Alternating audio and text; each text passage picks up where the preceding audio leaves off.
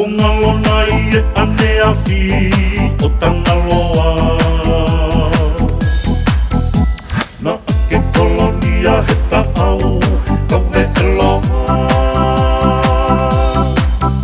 Ua hako haka pe, o ua te ke lau noa.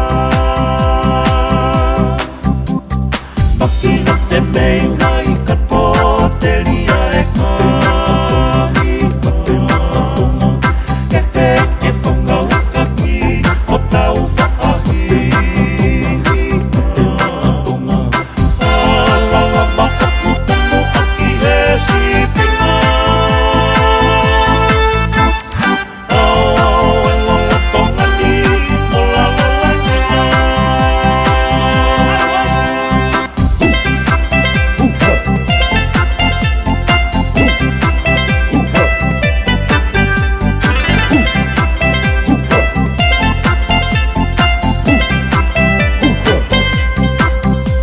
Tuku te rea e ka kawahe e whika tau.